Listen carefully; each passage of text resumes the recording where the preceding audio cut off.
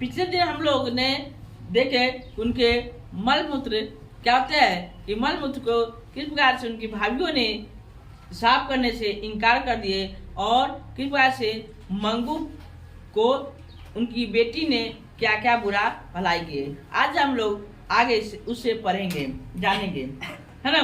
देखिए माँ जी कहते हैं अगला नेक्स्ट क्लास में, माँ जी लोगों को अस्पताल के लिए गौशाला की उपमा देती है। माँ कहती है गौशाला की उपमा देती है, माने जैसे गौशाला में गाय क्या करती है, गौशाला में गाय जैसे मलमूत्र पर ही अपना रहते हैं, उसी प्रकार से इनको भी रहना पड़ेगा। तब लोग पराये की तरह जो नहीं कह पाते हैं वह उनकी पुत्री ही कह डालती है। जो उन दूसरों को कहने में हिम्मत नहीं हुआ वह खुद उनकी पुत्री यह बात करती है। किनकी पुत्री? माँ की पुत्री। और माँ की पुत्री, है ना। और माँ की एक पुत्री जो गूंगी थी उनका नाम क्या था? मंगू था। क्या था? मंगू। याद रखिएगा, एग्जाम में पूछेगा कि माँ के पुत्री का क्या नाम था? मंगू। और माँ के जो लेखक का नाम क्या है? ईश्वर पेटलेकर। माँ के लेखक का नाम क्या है? ईश्वर पेटलेकर। याद रहेगा? हाँ, गुड। यह अस्पताल गौशाला जैसा होगा और शायद मंगू मर गई तो उसका और कुटुंब का छुटकारा हो जाएगा। कहती है अगर इसको अस्पताल में रख दोगे तो बहुत अच्छी बात है, लेकिन अगर वह मर गए तो उनको रिश्तेदारों से यानी उनको कुटुंबों से छुटकारा मिल जाएगा और उनको टेंशन फ्री हो जाएगा, है ना। मंगू की मौत को माँ जी भी छुटकारा मनाती थी। यानी ये मंगू है, उनकी मरने के लिए, उनकी मौत के लिए भगवान से कौन मनाते थे? या उनकी माँ भी कहती थी मेरी बेटी जो मंगू है उनको मुक्ति दे दो इस कष्ट भर दुनिया से। कौन कहती है? माँ कहती है ना। और यदि वह प्रकृति रूप से आए तो, परंतु वह किस रूप से आना चाहिए मौत? प्राकृतिक रूप से, ये नहीं कि प्राकृतिक रूप से, है ना। ये नहीं कि उसको ऐसा कोई मार दे, प्रकृतिक रूप से आएगा तो कोई टेंशन नहीं है ना। लापरवाही दिखाकर उसे जानबूझकर कोई तो नहीं न मार सकता है। या कौन कह रही है? माँ कह रही है। कौन कह रही है? माँ कह रही है ना। मुंह में ढकेले का विचार उन्हें असह्य लगता है। क्या लगता है? असह्य। किसी को मौत के मुंह में ढकेलने का विचार असह्य लगता है। क्या लगता है? असह्य लगता है। कोई भी जानबूझकर कोई को मारना चाहेगा? नहीं मारना चाहता है। इसलिए माँ कहती है जानबूझकर नहीं मारना चाहिए। स्वार्थ से सभी सगे पर निस्वार्थ से सगा हो वही सच्चा सगा होता है। निस्वार्थ से तो सब मार देता है स्वार्थ से, लेकिन निस्वार्थ समझ के इसको क्या करना है? पालन पोषण करना है ना। और वही सच्चा सगा मित्र, पड़ोसी और या रिश्तेदार कहलाता है। या कौन कह रहा है? उनकी माँ कहती है। किनकी माँ? मंगू की माँ कहती है पुत्र कमाते धमाते हो, पुत्री ससुराल में हिंडोलो झूलती है ना। पुत्र जो मेरा है वह क्या कर रहा है? कमा रहा है। पुत्री ससुराल में बढ़िया से ऐश मौज से एक जो पुत्री अच्छी वाली वो रह रही है, लेकिन उनकी झूलती है। और उनसे प्यार भरा संबंध रखने का कोई अर्थ न था। उससे प्यार भरा कोई संबंध रखने का कोई अर्थ नहीं था। मंगू की सच्ची माँ बनी रहे तभी माँ बेटी का संबंध सार्थक होगा। यानी क्या होगा? सार्थक होगा, है ना। इसलिए पुत्री कहे या पुत्र कहे तो भी मंगू को अस्पताल द्वारा मौत के मुंह में धकेलने को माँ जी तैयार नहीं थी। माँ जी यानी वह कह रहे उनकी माँ है, उनको माँ जो पुत्र के मुंह में धकेलने का कोई स्वार्थ नहीं था, है ना। पुत्र माँ के इस भाव को समझ गए थे, इसलिए वे कभी ऐसे बात करते ही नहीं थे। कभी ऐसे बात नहीं करते थे। कौन नहीं करते थे? मंगू। वो ऐसे बात नहीं करते थे क्योंकि तीनों गोरे और निशांत डॉक्टरों के निशांत डॉक्टरों ने एक मत होकर निदान प्रकट किया था कि पागलपन मिटाना संभव नहीं है। जो इसके अंदर में जो पागलपन है उसको मिटाना असंभव है ना। यह उनको पागलपन जो है उसको मिटाना बहुत ही दिक्कत है, मिटाना संभव नहीं है, असंभव काम है ना। केवल एक ही विश्वास था कि किसी ट्रेड और अनुभवी माने जो इसके पागलपनों के बारे में जानता है, इनके पागलपनों के बारे में ज्यादा विशेष ध्यान रखता है, उनसे दिखाना चाहिए। रोगी नर्स या डॉक्टरों की देखरेख में उसे रखा जाए। जो उन पागलपन से हर चीज के जानकारी है, वैसे डॉक्टर और नर्सों के देखरेख में इन्हें रखा जाए तो आदत के कारण शायद उसे शौच और कपड़ों का भी ध्यान आ जाएगा। ये सब आदत रहेगा तो क्या हो जाएगा, शौच और कपड़ों का भी पहनना है, ये सब ध्यान आ जाएगा। यह कौन बात कर रही है, वह उनकी माँ बोल रही है ना। कारण शायद उसे शौच और कपड़ों का ध्यान आ जाए, लेकिन ऐसे व्यवस्था घर के पास हो सके यह संभव नहीं है। वो कहे कि ऐसा व्यवस्था घर के पास नहीं हो सकता, ऐसा व्यवस्था घर के पास नहीं हो सकता है। समझा गया। ये कहीं तो होगा तो कहाँ होगा, हॉस्पिटल में होगा। कहाँ पर होगा, हॉस्पिटल में होगा, कहीं भी अस्पताल में होगा। ये सब व्यवस्था घर पर असंभव बात है ना। इसलिए मौन रहते थे, इसलिए क्या रहते थे, मौन। फिर भी माँ जी ने अपनी श्रद्धा के अनुसार उपचार जारी रखे थे और दवा करने वाले बिना बुलाए घर पहुंचते थे और शिलाजित बेचने वाले या हिंग बेचने वाले मंगू को पागल जानकर वे दवा दिया करते। देखो उनके घर जो आते थे लोग, मैंने जड़ी बूटी वाला बुआता नहीं है झोड़ा में लेकर, तो सब दवा करते थे। दवा माने वो दवा नहीं, वह दवा करते थे, भाई हम इस पगली को ठीक कर दूंगा, इतना रुपया लूंगा, 5,000 रुपया लूंगा, 2,000 रुपया लूंगा, और ठग ठग के सब चला जाता था।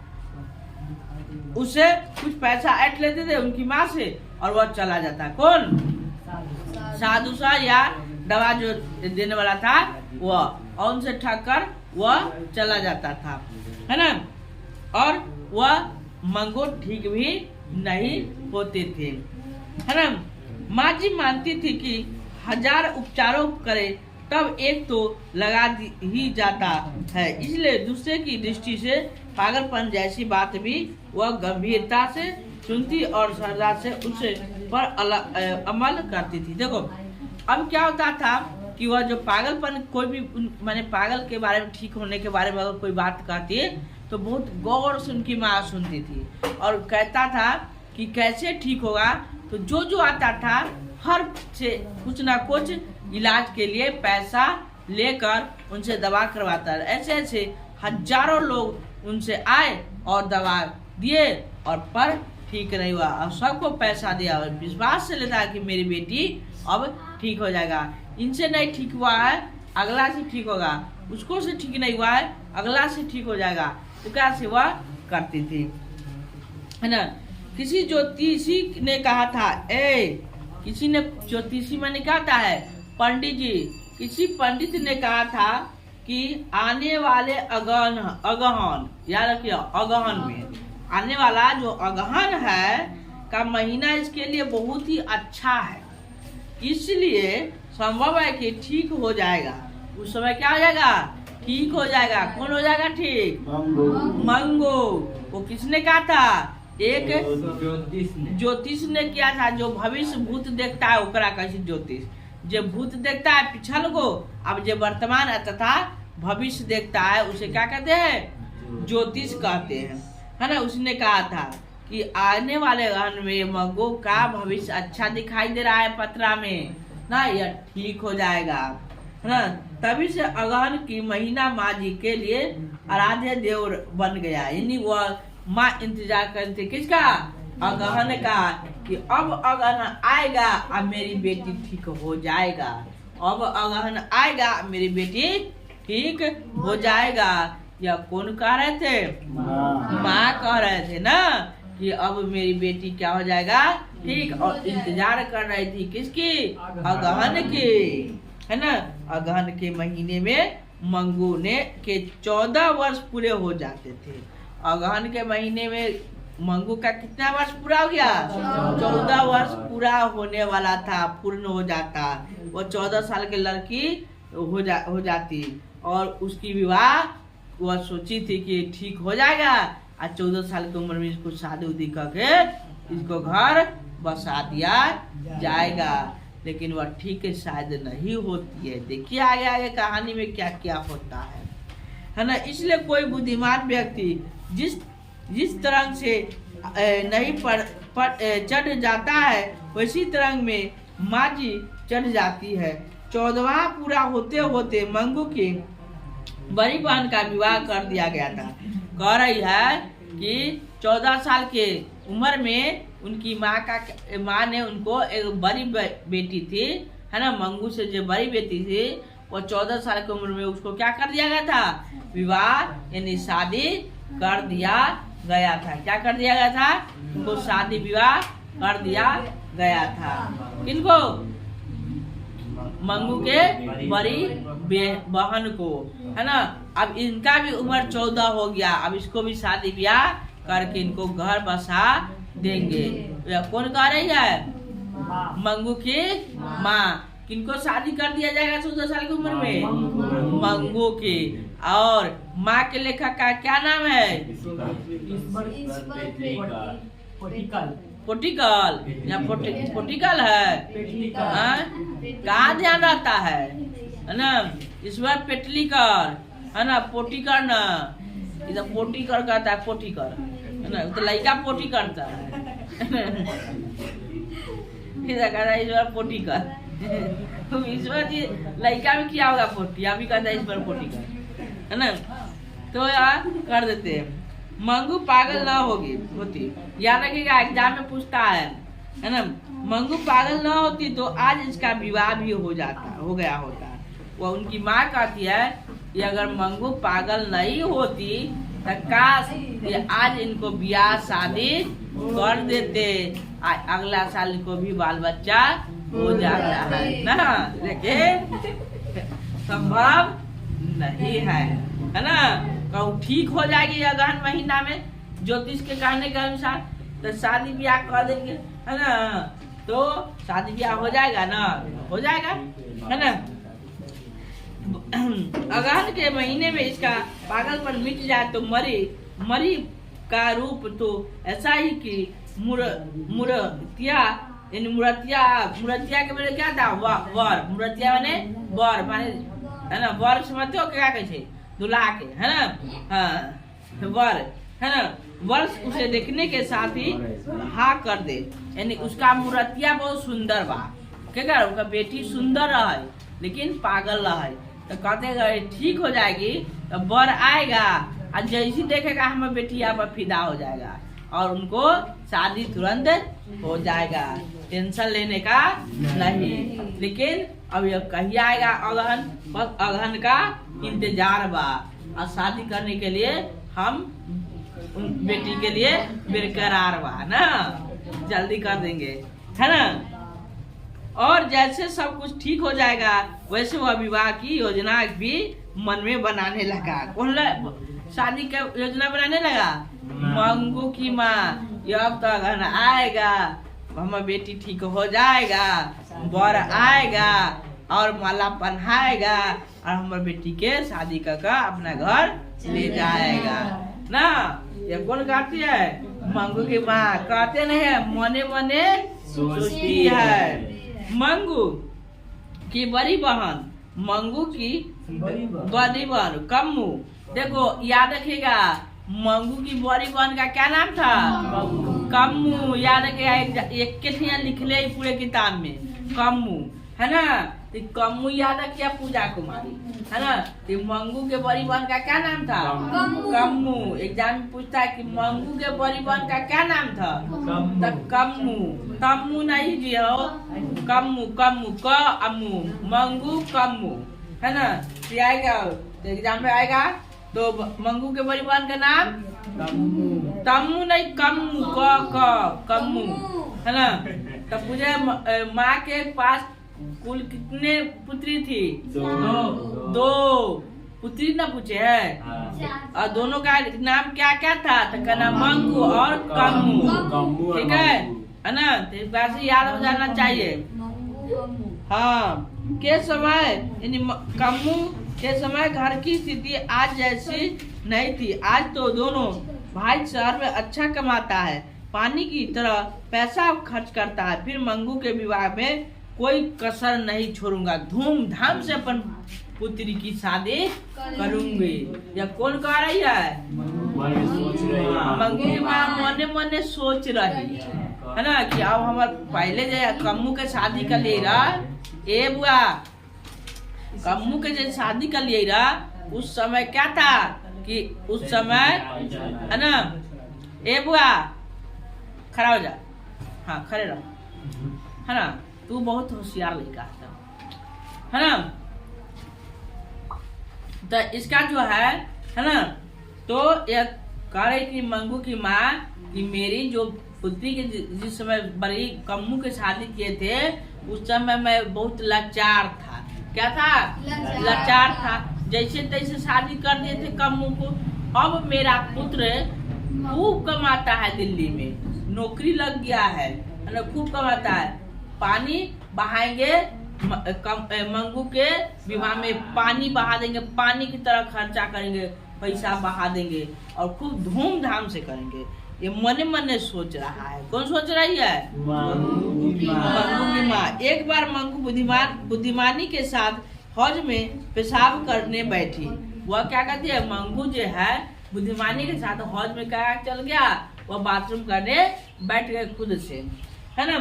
तो उसने प्रसन्न हो गया कि अब धीरे धीरे शायद वह ज्योतिष का बात भविष्यवाणी सिद्ध हो रहा है, अब धीरे धीरे सुधर रही है ना, अब ठीक हो जाएगा। खूब प्रसन्न हुआ। और माँ जी कई दिनों तक हर एक के आगे परायण करती है। परायण के मतलब वह कहने लगा कि मेरी जानती हो मेरी बेटी आज मेरा बाथरूम बिना कहले हौज में गया था, अपने से किया था, है ना। हर व्यक्ति को वह कहने लगा। खूब खुशी था। कौन खुशी था?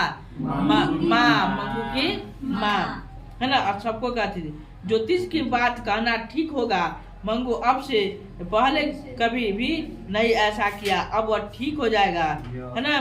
सुनने वाले के गले से यह बात उतरती नहीं थी कि ऐसा कहूँ होता है, ठीक हो जाएगा, ये कहिया से पागल है, ये ठीक होगा, है ना।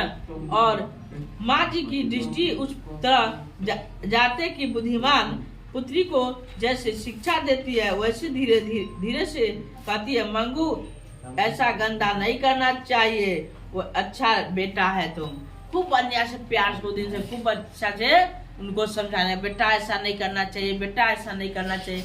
ये सब कौन कहने लगा? मंगू की माँ कहने। किससे कहने लगा?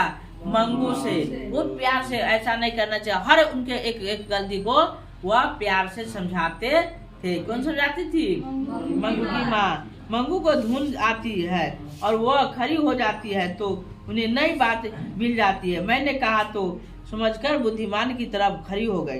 यानी वह कहा कि खड़ा हो जाओ तो वह बुद्धिमानी की तरफ क्या हो गया था? खड़ा हो गया था। और उनको अंदर से एकदम सशक्त हो गया कि अब हमारा बिटिया ठीक हो जाएगा, अब हमारा बिटिया क्या हो जाएगा?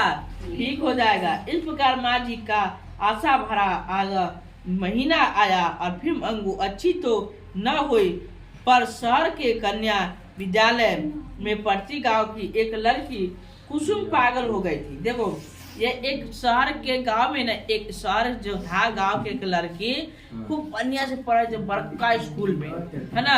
कहाँ पढ़ रहा है? बड़का स्कूल में। कौन पढ़ रहा है? एक शहर के एक लड़की जिसका नाम क्या था? कुसुम। उनका नाम क्या था? कुसुम। वो पढ़, लेकिन वो एकाएक क्या हो गया था? पागल हो गई थी और उनको अस्पताल में ले जाकर उनको क्या कराया गया था? इलाज कराया था और वह ठीक हो गया था। कौन ठीक हो गया था?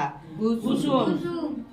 रमा जी का इससे दुख तो हुआ, साथ साथ संतोष भी हुआ कि अच्छी भली लड़की पागल कैसे हो गई। है ना। और उनका विवेक कैसे बैठ गया, विवेक मतलब बुद्धि, विवेक मतलब बुद्धि, उनका सेरिब्रम कैसे काम करना बंद कर दिया ना, सेरिब्रम काम करना बंद कर दिया, है ना। हाँ, तो कहते हैं विवेक खो बैठा। तो जन्म से पागल मंगू बेचारी को ऐसा ख्याल न हो तो इसमें क्या आश्चर्य की बात है। कुसुम दवाखाने में भर्ती करने का निश्चय हुआ और यह समाचार जानकर माँ जी को लगा कि उसकी माँ जीवित होती तो उसे अस्पताल में भर्ती न करने देती। कहती है अगर यह कुसुम है, कहती है कि अगर माँ जिंदा रहती तो उसको भी अस्पताल में भर्ती न होने देती, है ना। हो सकता है मने मने सोच रहा है, कौन कह रही है, मंगू की माँ। इसके साथ उनकी भी आंखें बंद हो जाने पर मंगू को भी उसके भाई दवाखाने में भर्ती कर आते हो वैसा दृश्य उन्हें कपा गया। ऐसा दृश्य उनको क्या गया, कपा आया। नेक्स्ट यहाँ से अगले क्लास में हम लोग बात करेंगे।